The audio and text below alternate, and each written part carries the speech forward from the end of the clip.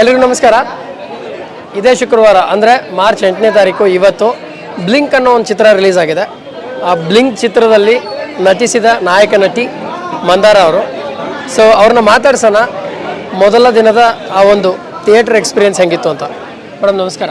ನಮಸ್ಕಾರ ಸರ್, ಹೇಗಿದ್ದೀರಾ? ಮತ್ತೆ ಸಿಕ್ಕಿದ್ದೀರಾ, ತುಂಬಾ ಖುಷಿ ಆಗ್ತಿದೆ. ನನಗೂ ಖುಷಿ ಆಯಿತು. so ಹೆಂಗೆ ಅನಿಸ್ತು ಎಕ್ಸ್ಪೀರಿಯನ್ಸ್? ತುಂಬಾ ಖುಷಿ ಆಯ್ತು. ಸಿನಿಮಾ ಅಂದ್ರೇನೆ ಅದೊಂದು ಆಚರಣೆ. ಹಾಗೇನೆ ನಮ್ಮ ಬ್ಲಿಂಕ್ ಸಿನಿಮಾ ನಮ್ಮ ಒಂದು ಪುಟ್ಟ ಕನಸು 2 ವರ್ಷ ತಗೊಂಡು ಮಾಡಿರೋಂಥ ನಮ್ಮ ಸಿನಿಮಾ ಇವತ್ತು ಇಷ್ಟು ಚೆನ್ನಾಗಿ ಆಚರಣೆ ಮಾಡ್ತಾ ಇದ್ದೀವಿ. ಇಷ್ಟು ಹೌಸ್ಫುಲ್ ಆಗಿದೆ. ಶುಕ್ರವಾರ ಬೆಳಗ್ಗೆ ಜನ ಬಂದು ನೋಡ್ತಾ ಇದ್ದಾರೆ ಅಂದರೆ ತುಂಬ ಖುಷಿ ಇದೆ. ಕತೆ ಒಪ್ಕೊಳ್ಳೋ ಕಾರಣ ಏನು?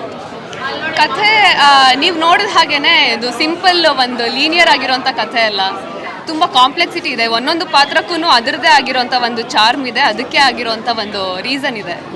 ಸೊ ಹಾಗಾಗಿ ನನ್ನ ಪಾತ್ರಕ್ಕೂ ಒಂದು ಆ ಥರ ರೀಸನ್ ಸಿಕ್ತು ನನಗೆ, ಹಾಗಾಗಿ ಒಪ್ಕೊಂಡೆ.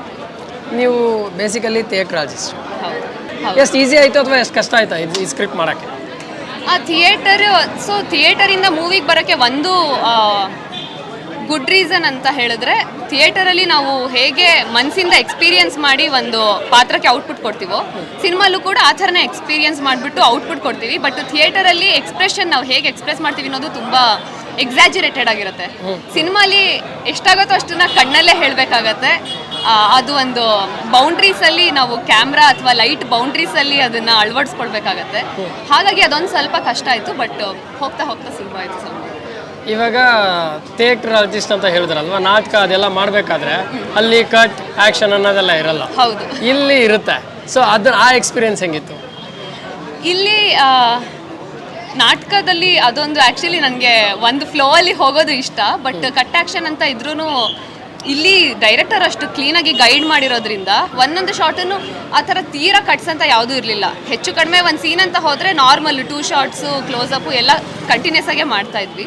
ಸೊ ಅಷ್ಟು ಕಷ್ಟ ಅಂತ ಅನ್ನಿಸ್ಲಿಲ್ಲ. ಈ ಚಿತ್ರದಲ್ಲಿ ಕೂಡ ಆಗುತ್ತೆ, ಕಲಿಕೆ ಆಗುತ್ತೆ. ಯಾಕೆಂದರೆ ದೀಕ್ಷಿತ್ ಅವ್ರ ಜೊತೆ ನಂಗಿದ್ದು, ಚೈತ್ರ ಮ್ಯಾಮ್ ಜೊತೆ ಅಷ್ಟು ಕಾಂಬಿನೇಷನ್ ಯಾವುದೂ ಇರಲಿಲ್ಲ ಸೀನ್ಸು. ದೀಕ್ಷಿತ್ ಅವ್ರಿಗೂ ಕೂಡ ನನಗೆ ಸಡನ್ನಾಗಿ ಏನಾದ್ರು ಡೌಟ್ ಬಂದಾಗ ಅಥವಾ ಏನಾದ್ರು ಕ್ವೆಶ್ಚನ್ ಬಂದಾಗ ಅವ್ರನ್ನ ಕೇಳಿದಾಗ ಅವರು ಹೇಳ್ತಾ ಇದ್ರು, ಇಲ್ಲ ಇದು ಹೀಗೆ ವರ್ಕ್ ಆಗಲ್ಲ ಅಂತ. ಯಾಕೆಂದರೆ ಅವರು 17 ವರ್ಷ ಇರುವಾಗಿಂದ ಆ್ಯಕ್ಟ್ ಮಾಡ್ತಿದ್ರು, 10 ವರ್ಷ ಎಕ್ಸ್ಪೀರಿಯನ್ಸ್ ಅವ್ರಿಗೆ ಇಂಡಸ್ಟ್ರಿಯಲ್ಲಿ. ಅದು ತುಂಬ ಒಂದು ಒಳ್ಳೆ ಬ್ಲೆಸ್ಸಿಂಗು. ಮತ್ತು ಇಂಥ ಮೂವಿಲಿ ಲಾಂಚ್ ಆಗ್ತಿರೋದು ಕೂಡ it's a very good thing for me. Okay, Mandara ಅವರು ಮುಂದಿನ ದಿನಗಳಲ್ಲಿ ಮತ್ತೆ ಯಾವ್ದಾದ್ರು ಚಿತ್ರದಲ್ಲಿ ಮೇನ್ ರೋಲ್ ಆಗಿ ಅಥವಾ ಲೀಡ್ ರೋಲ್ ಆಗಿ ಕಾಣಿಸ್ಕೊಳ್ಳೋಂಥ ಚಾನ್ಸಸ್ ಏನಾದರೂ ಇದೆಯಾ? ಸದ್ಯಕ್ಕೆ ಯಾವುದೂ ಇಲ್ಲ. 1-2-3 ಕತೆಗಳು ಕೇಳಿದ್ದೀನಿ, ಬಟ್ ಹೋಲ್ಡಲ್ಲಿದೆ, ಮಾತುಕತೆ ನಡೀತಾ ಇದೆ. ಬಟ್ ಈ ಥರದೇ ಒಂದು ಸ್ವಾರಸ್ಯ ಇರೋಂಥ ಒಂದು ಕೋರಿರೋಂಥ ಸಿನಿಮಾ ಸಿಕ್ಕಿದ್ರೆ ಖಂಡಿತ. ಕೊನೆಯದಾಗಿ ಆಡಿಯನ್ಸ್ಗೆ ಏನು ಹೇಳಕ್ಕೆ ಇಷ್ಟ? ಟ್ರೇಲರ್ ನೋಡಿ, ನಮ್ಮದು ಟ್ರೇಲರ್ ನೋಡಿ ನಿಮಗೆ ಇಷ್ಟ ಆದರೆ ಮಾತ್ರ ಬಂದು ನಮ್ಮ ಸಿನಿಮಾ ನೋಡಿ. ನಮ್ಮ ಪ್ಯಾಷನ್ ಪ್ರಾಜೆಕ್ಟ್ ಇದು. ಸಿನಿಮಾ ಖಂಡಿತವಾಗ್ಲೂ ಡಿಸಪಾಯಿಂಟ್ ಮಾಡಲ್ಲ. ಯಾಕೆಂದರೆ ಇವಾಗಿನ್ನೂ ಆಡಿಯನ್ಸ್ ರಿವ್ಯೂಸ್ ನೋಡ್ಕೊಂಡು ಬಂದಿದ್ದೀನಿ, ಜನ ತುಂಬ ಇಷ್ಟಪಟ್ಟಿದ್ದಾರೆ. ಸರ್ಪ್ರೈಸಿಂಗ್ಲಿ ನಾವು ಎಷ್ಟು ಅಂದ್ಕೊಂಡಿದ್ವು ಅದಕ್ಕಿಂತ ಒಳ್ಳೆ ಪ್ರತಿಕ್ರಿಯೆ ಸಿಗ್ತಾ ಇದೆ. ಸೊ ದಯವಿಟ್ಟು ನಮ್ಮ ಟ್ರೇಲರ್ ನೋಡಿ, ಇಷ್ಟ ಆದರೆ ಬಂದು ನಿಮ್ಮ ಹತ್ತಿರದ ಚಿತ್ರಮಂದಿರಗಳಲ್ಲಿ ನಮ್ಮ ಸಿನಿಮಾ ನೋಡಿ. Thank you.